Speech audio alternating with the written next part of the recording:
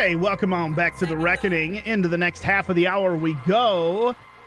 And you're not just stuck with me, folks. We get to hear from someone a lot more experienced in the Missouri legislative process than I am. I always very much appreciate being able to talk with Mr. Ron Calzone. He's been in the fights for a very long time, and I'm always grateful to get his opinion. It's been a few months since we've spoken with him, but I think it was on, a similar topic we're going to cover here in the next couple of segments, so I'm glad to have him with me. Ron, how are you? Thanks for being on with me.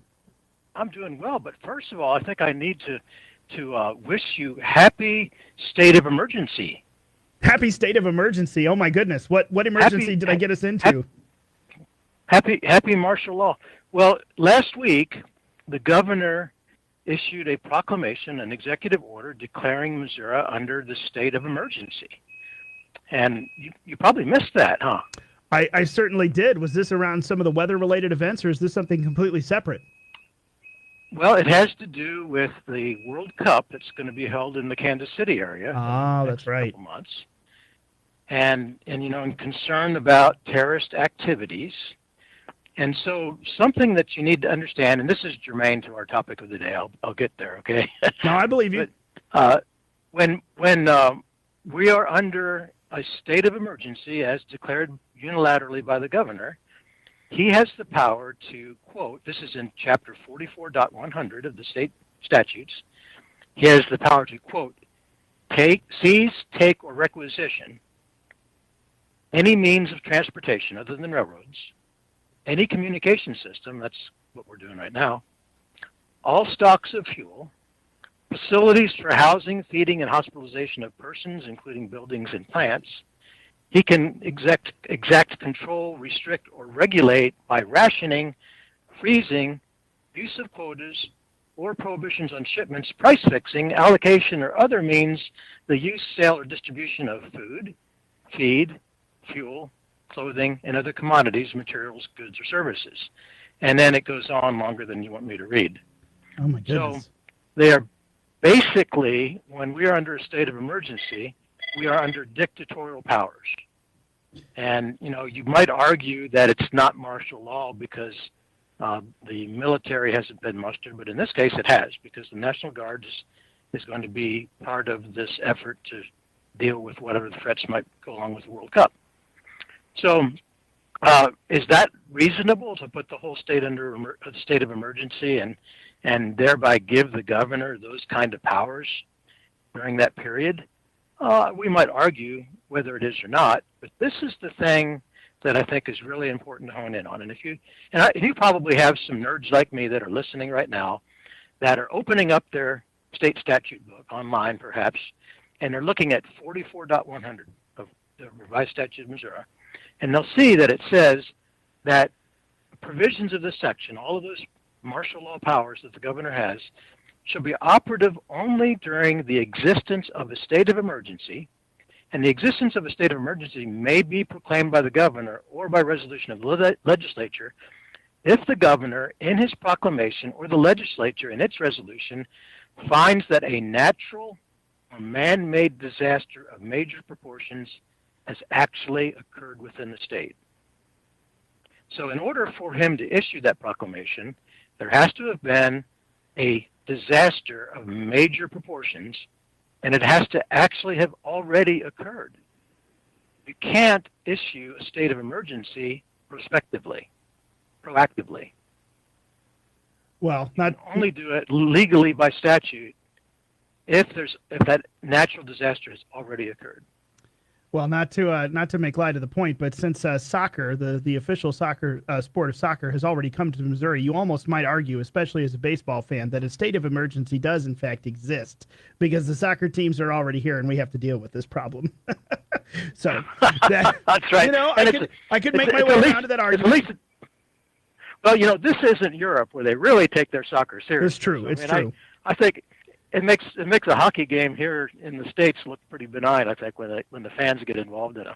I was going to say, hockey is probably about the only fan base close we have to that. But no, that's interesting. I'll have to take a look at this because I had seen some of the proclamations about this, but I didn't realize that. Is there an end time that's been placed on this?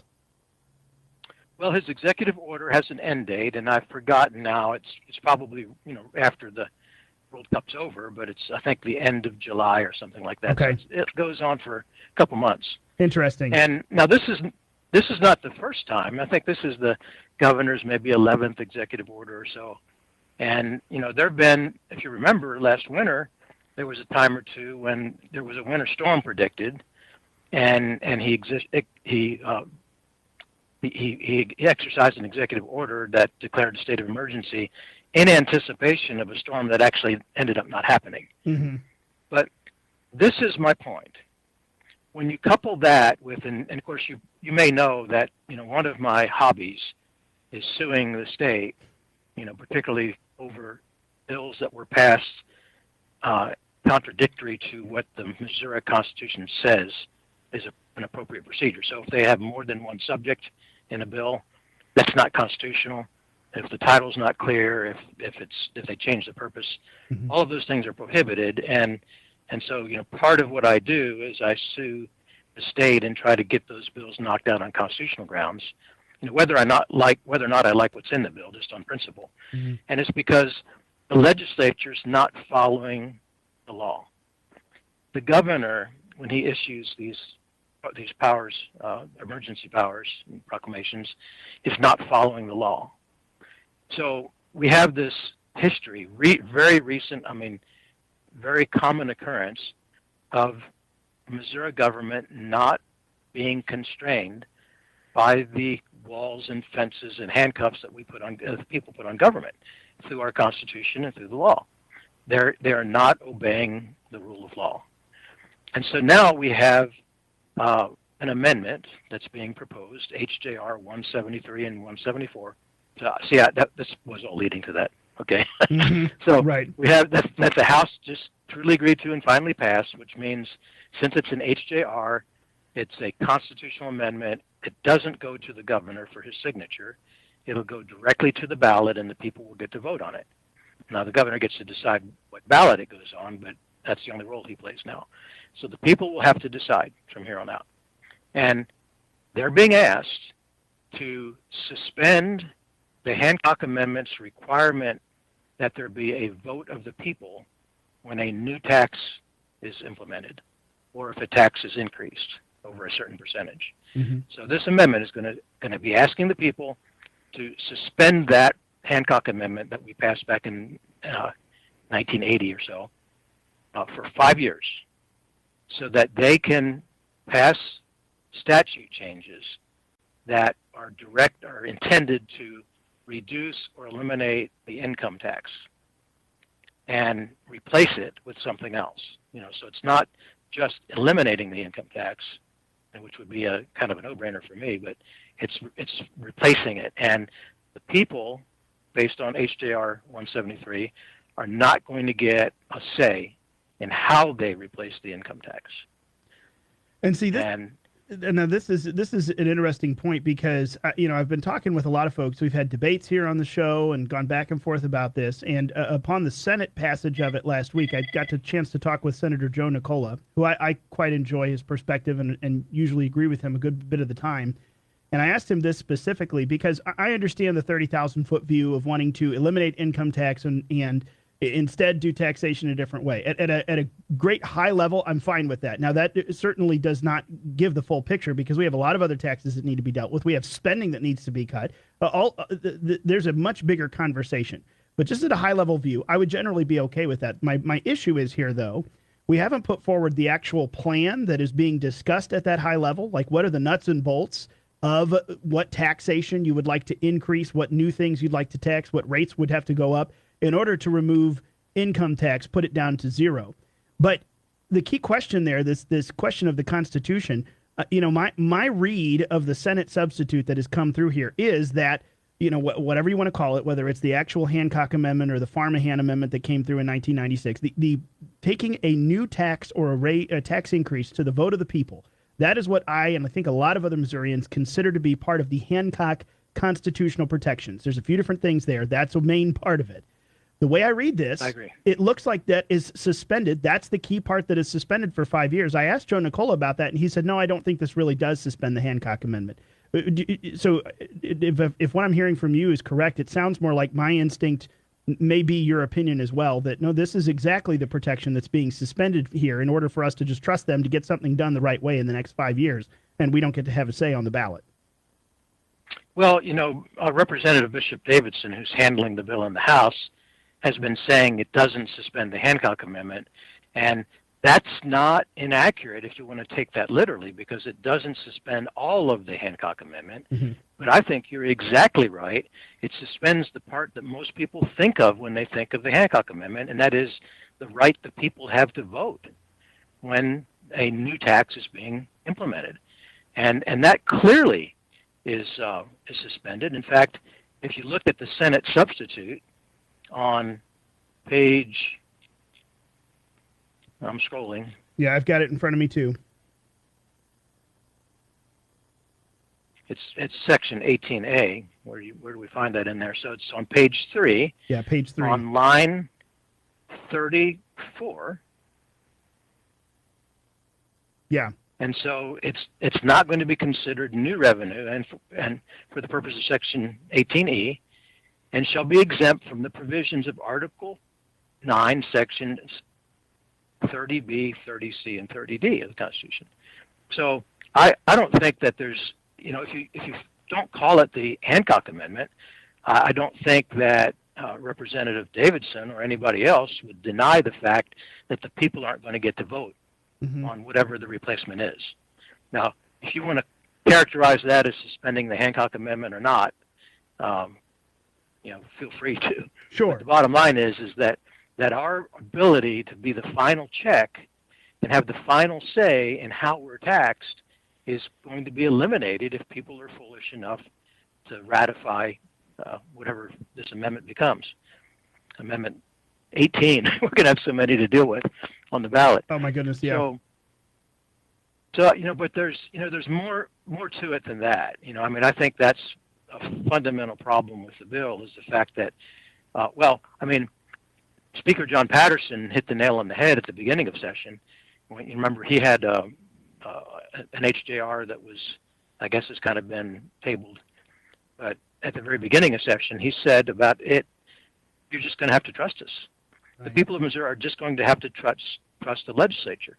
And that's why I wanted to start this segment out by pointing out that the governor's not following the law, the legislature's not following the law. Now, why would we expect them to do the right thing in the future? I mean, the whole idea of constitutional government, a constitutional republic, is that the people don't trust government.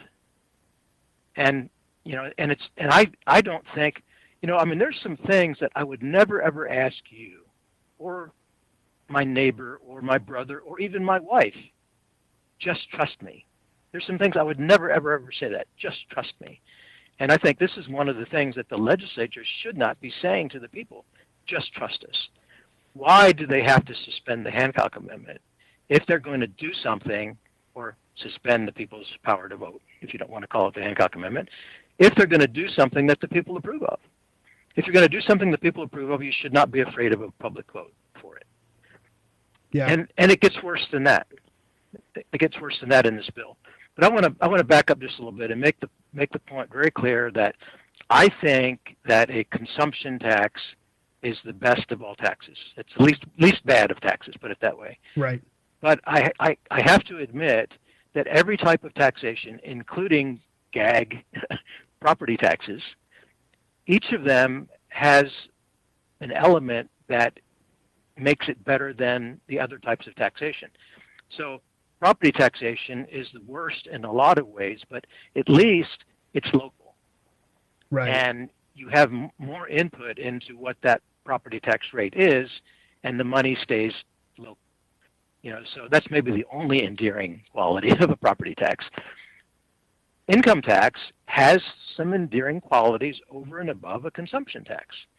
But the thing that I like particularly about a consumption tax is that it gives you an opportunity to be a tax protester if the officials or your neighbors who vote on a tax make that tax too high.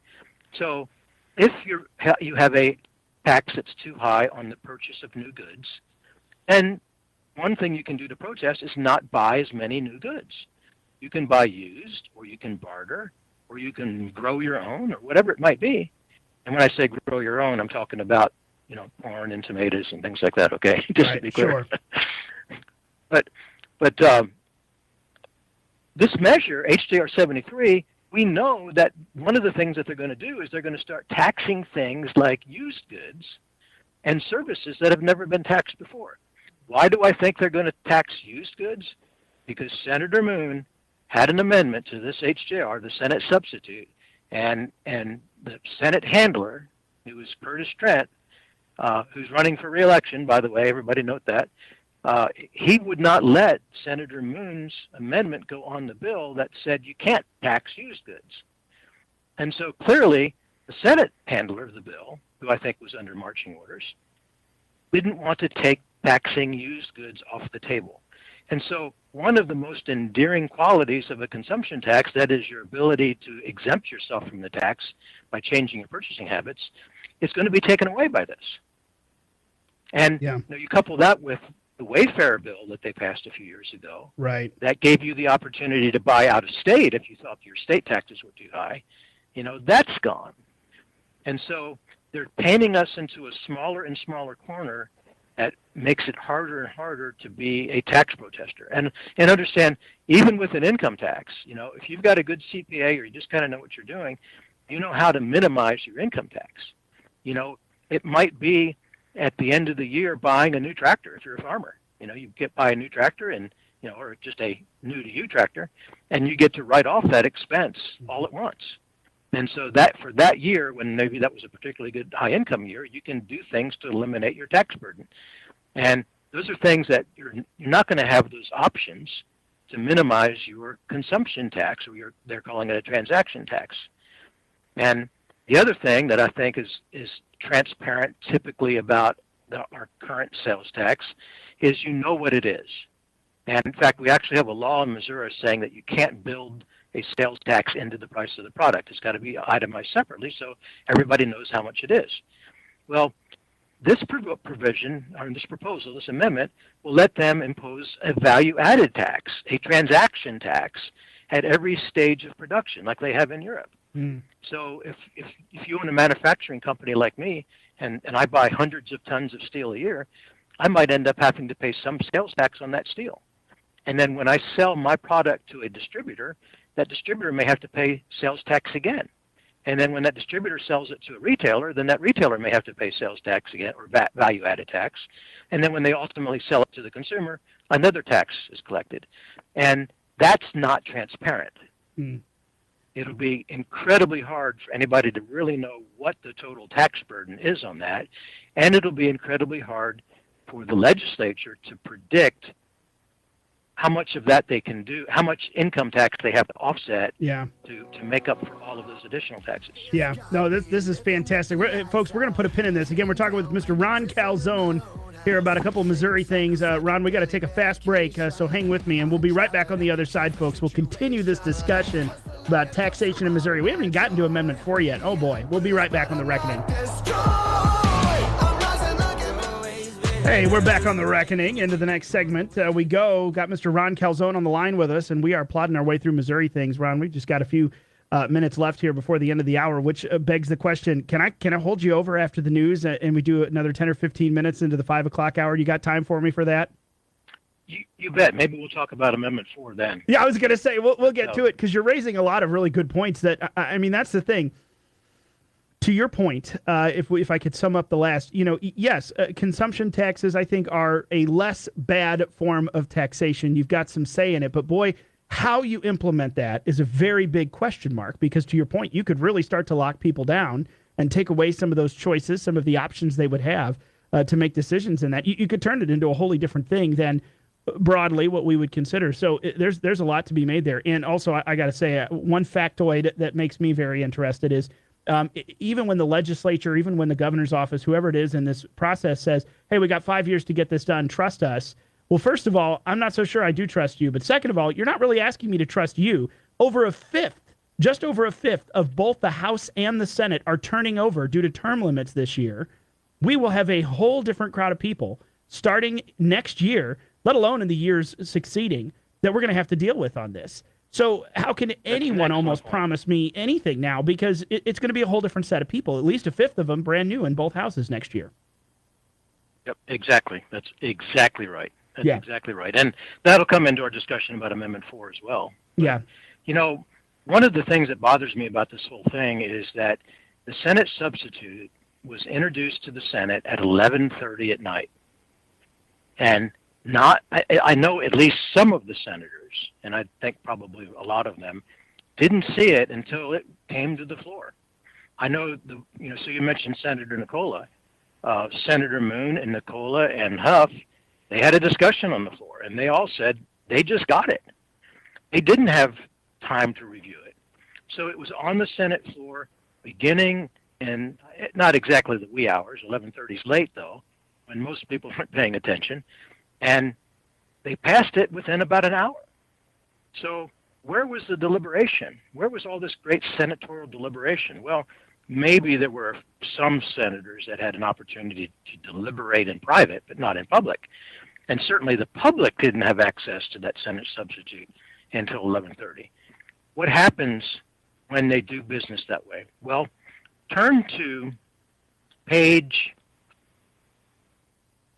4 of the Senate substitute. On line 59 and 60 and 60 through 63, it says, notwithstanding the provisions of subdivision 1 and so on and so forth, no political subdivision shall adjust its local tax rates in a manner that results in any reduction in funding to any public schools within or serving such political subdivision. Now, I maintain that if you want to be a strict textualist, that statement, that prohibition of reducing funding to public schools is a blanket prohibition, not just within the context of lowering rates, pursuant to this HJR. That will stand all on its own. Now, the reason I say that is because if you compare what was in the House version, which said, under no circumstances shall any county or local political subdivisions make any adjustment under this subdivision to result in any reduction in the funding of public schools. So the adjustments that were pursuant to this subsection couldn't reduce funding. But they took out the under this subsection clause. And that gives it broader application. And I would suggest that strictly construed, it would be the broadest application. So no local political subdivision would ever be able to reduce the funding of any public school. Well, now, how conservative is that? Right, and that's the thing. Even if that's not what anyone right now would maintain, that is certainly going to come back around. Someone's going to pull that section of the Constitution says this is what we have to do. It might be 50 years from now when everybody's forgotten about this. But my point is that that's a drafting error. There's no way in the world that they intend it to mean what I think it actually does mean. I think it was just a mistake, the kind of mistake that happens when you try to sneak stuff through in the middle of the night. That's what happens. Oh, my goodness. Folks, lots more ahead. We'll probably come back just to touch on this, but we got to get to Amendment 4. I got Mr. Ron Calzone on the line. We're going to take a quick break for our top of the hour news, but don't go anywhere. We'll be right back. Lots of reckoning ahead. We'll be back with Ron Calzone.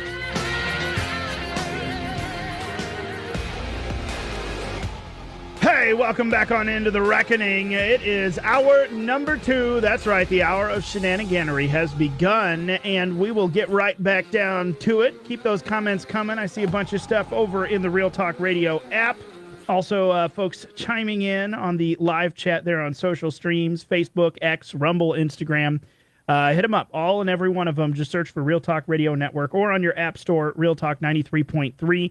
That Patriotic Eagle logo is the one you want to download to get in on the big old chat window over there. We are watching, and back to our conversation. I've got Mr. Ron Calzone on the line with me. We're cruising along, still talking about a few Missouri items, and I think, Ron, there's so much more we could say. I mean, if you have any final word on the income tax amendment that was just passed today, I know we're going to keep covering it, But I'll give you that final word, and then I'd love to get a little perspective from you and kind of recap our conversation from last fall. This Amendment 4, initiative petition changes that are coming down at us. I'd really like to make sure we use this segment to get into it.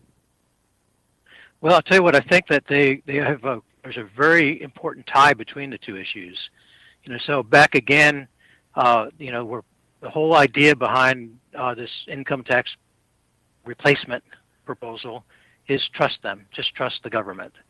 And, I already pointed out one mistake that they've made in this, but there's another provision in HJR 173 that significantly limits what you can challenge in court. So if they say we're doing something for the purpose of eliminating the income tax, guess what? You just have to take their word for it. You can't successfully at least litigate and get a court to say, no, they're not really doing this, because the amendment itself at the bottom of page 2 says the definition of doing it for the purpose of eliminating the income tax is whatever they say it is.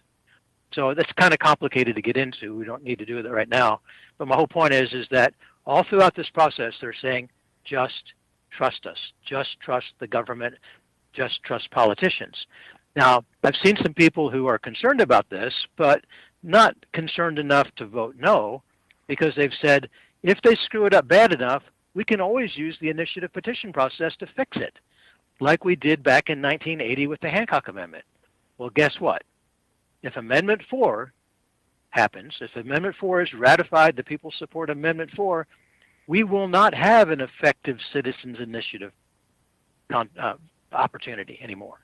We will not be able to go to our neighbors and say, should we build a taller fence around government because they're not responding to the will of the people? And so that's going to be on the ballot, because that is also the official policy of this conservative Republican supermajority right now. Their policy is, we're not going to let the people have this Second Amendment-like political power to keep government in check. And so you couple what they're asking for in HJR 173 with what they're asking for in Amendment 4, and it's all a huge power shift to government, and there's nothing conservative about that. Now, let me ask you this when it comes to Amendment 4, because I'm typically of the mind, if I recall our conversation last fall correctly, you were proposing what you thought was a better way. I would tend to agree. When it comes to this, of course, you could take as you will the provision that it is if something goes through the legislature, if a ballot amendment or a ballot issue comes by way of the legislature, it's still a simple majority vote. But if it comes by way of the initiative petition process, it has to win a majority in all 8 congressional districts. I'm understanding Amendment 4 correctly, am I not? That is how Amendment 4 is. And works, yes. The one of the better way proposals, I know something you were pushing, is that that's a bit of a high bar for initiative petitions. Sure, better than a simple majority. I'd like a higher standard to pass a constitutional amendment, but how about something somewhere in between? It's not a simple majority, but we need a majority in a majority of like 5 of 8 congressional districts or something like that. But getting all 8 to agree, it essentially locks down the process to not completely ensure, but make it almost impossible to get a really controversial, a really important thing passed where you've got to get all 8 congressional districts to agree to this. That essentially does eliminate the process. But here's my question. With it being so abused now, where it's so easy to get something on the ballot through the petition process, and it's so easy to really get Missouri voters to bite with millions and millions of dollars of advertising. Man, I think about some of the stuff we faced in 2024, Amendment 3, a few of the other things over the years. Is this not potentially at least marginally better than the system we're facing now, or would you disagree with that entirely? I don't think it is, because I think it's a one-way street. So it's like gun control. If you enact gun control and you confiscate if you confiscate everyone's firearms, you'll never ever get them back. You'll never ever get them back, short of a revolution. And I think that if a political body moves towards communism, they become a communist country, they'll never ever go back to being a republic or some sort of democracy again, short of some big revolution. And I think the same thing is true with this. There's no way in the world the legislature in the future would fix a broken initiative petition process to their own detriment in a way that would allow the people to rein in their power. So the single most offensive thing about Amendment 4 to me is that they raised the bar for the people's proposed amendments, but not their amendments that they proposed, like HJR 173. And the reason that they say that's appropriate is because when they do something, there's a lot of deliberation. It goes through the process slowly. A lot of eyes are on it, like happened 11:30 night before last with HJR 173, right? Mm-hmm. Like happened, for instance, with Amendment 4 itself. Remember when that HJR, was it HJR 3, I think, when that was a special session called by the governor, so it was an unusual time when not as many people were engaged, and it didn't get 1 second of debate on the Senate floor. It came to the Senate floor, and they immediately called the previous question, which forced the vote. There was zero public debate or deliberation for that particular HJR. And so, no, I think that the single biggest problem is that there's this double standard, which is a power shift to government. And then the other thing is you're right.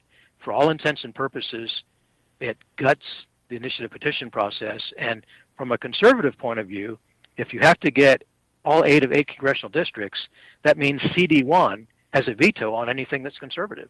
Right.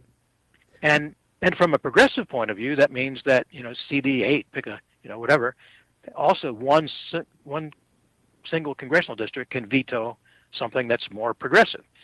And I don't think that's the way our system is designed. I do think that there has to be a concurrent majority, which is the idea that we were pushing. But as you said, that was requiring a broad geographic, but not absolute geographic concurrence. Mm-hmm. So 5 of 8 congressional districts, or 83 out of the 163 state house districts, something like that. Now, does it carry any water with you? One of the arguments for this is to say, okay, so fine, we don't really have a path forward with the people's petitions. We do have a path forward with the legislature. Now, I will not argue the point with you that I do not have just an inherent amount of trust for our legislative body with the way that things go through, the lack of debate that has come about. But there is, at the bottom line of it, a second set of accountability known as elections, where if we're not happy with what they're doing, if we want the legislature to do something different, we get the opportunity every 2 or 4 years to throw them out and start over with a different group. Does that carry any water with you as a measure of accountability on that double standard, or do you not see that as a good enough protection? It carries almost no water with me, and I think I can illustrate it by asking this question. When's the last time, let's say for your state senator, your state rep, or maybe even your congressman, you got to vote for somebody that really, really, really, really represented you? Let's even say 80%. On 80% of the issues or 90% of the issues. Most of us, most of the time, get to pick from a short list of people to represent us, and we almost always have to pick the least bad person to represent us. So the reason that we have an initiative petition process, it's an extraordinary measure, I get that, but the reason is that even if you get somebody that represents you most of the time, there's going to be some issues in which they don't represent you. And the political process maybe gets corrupt or whatever. But no, I don't think that elections work. You only get to vote for people who are willing to run.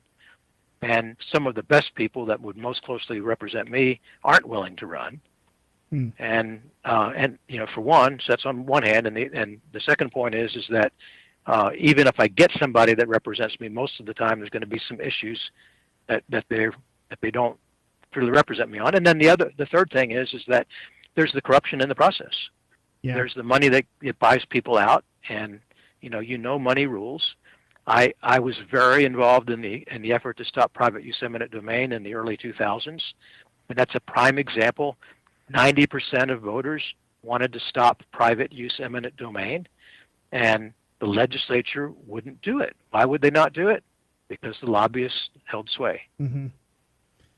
There's always a rub. There's always a rub somewhere. Oh, my goodness. Ron Calzone, I know that you're very active on Facebook. Where can folks find your work? Is that the best place if you're commenting on an issue or bringing light to something? Actually, I'm not very active on Facebook. I've Oh. decided it's mostly a waste of my time, but I am on it. Just search for Ron Calzone. All right. We'll take a look at it, and I'll be back around with you in the future. Thank you so much for your perspective today. A lot of stuff to chew on, and I appreciate your time with me. Thank you. Hey, folks, we'll be right back. We got a few more topics to cover into the second hour here on The Reckoning. Don't go anywhere.